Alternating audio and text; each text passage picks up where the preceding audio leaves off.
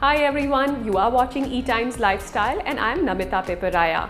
Today I am going to take you through a short session where we will explore some stretches that are excellent for those who are working from home.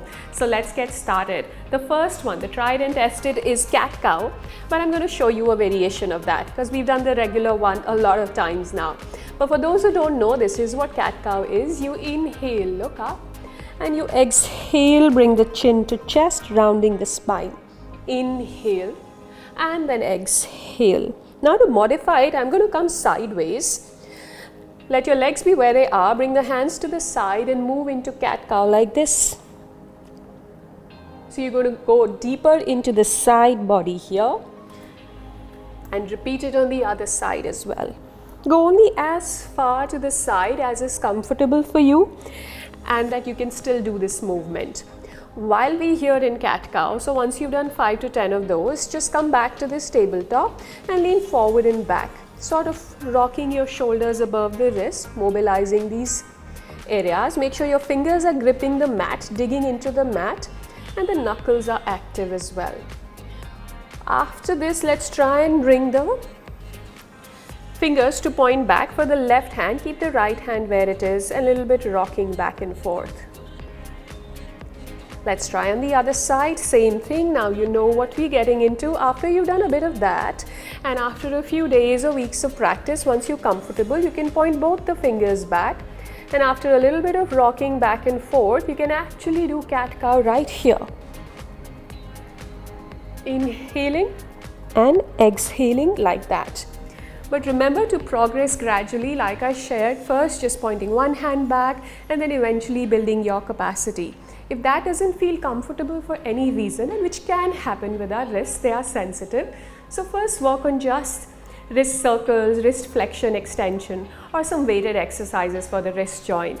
Let's move into the shoulders now. For shoulders, one very effective practice is shoulder flossing, and for that we're going to use a belt. Rather, I'm going to use a yoga belt. You can use anything. You can use a stole, a dupatta, a tie for that matter, anything that allows you to get this length.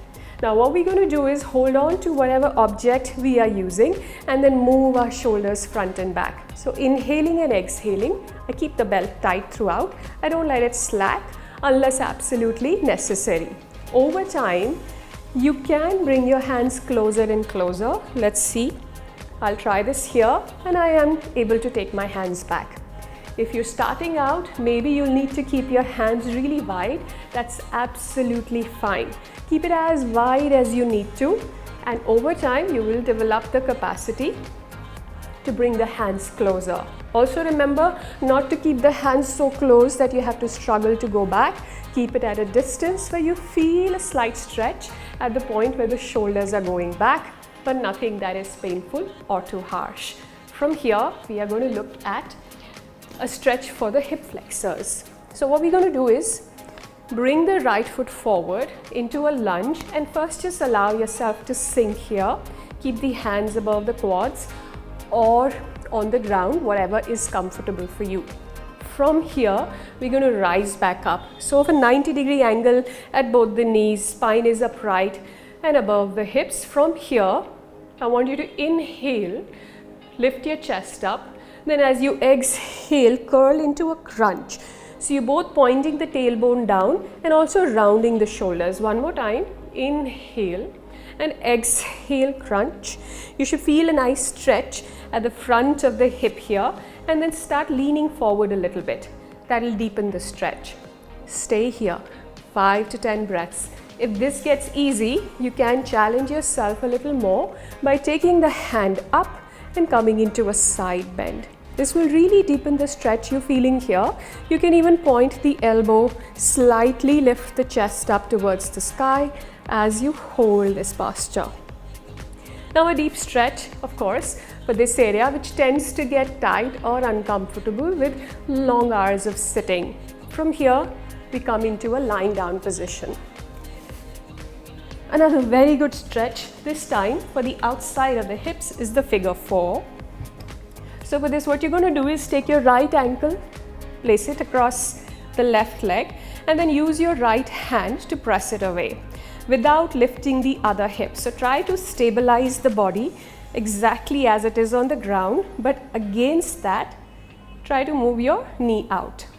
If this is easy and comfortable, then you can lift the opposite leg up and start bringing the shin closer towards the chest.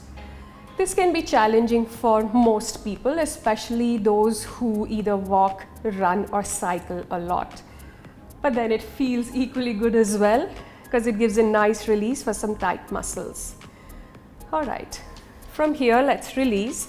Let me show you a spinal twist. One of the last postures I'm sharing today. So bring the knee to chest, any knee to chest, and from here what you're going to do is bring the knee across to the other side. If comfortable, maybe reaching the floor, and then look away while extending your hands so you come into a nice stretch and a twist for the body, for the spine. It's all right if the knee doesn't reach the floor, or if the knee reaches the floor, the shoulder lifts off. Just find a nice balance in between where both the shoulder and the leg are playing a role in this stretch.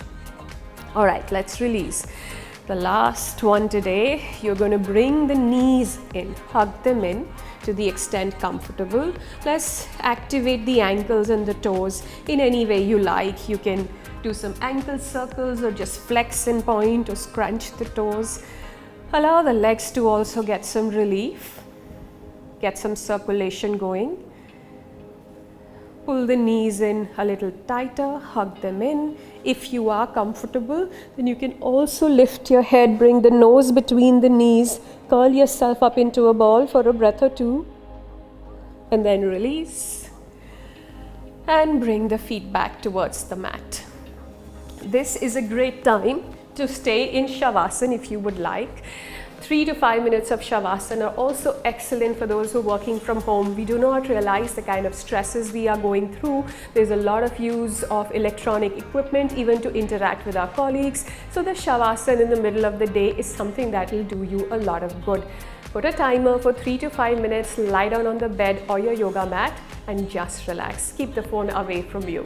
All right, that's it for me for today. I hope you enjoyed this session and keep watching E-Times Lifestyle for more such videos.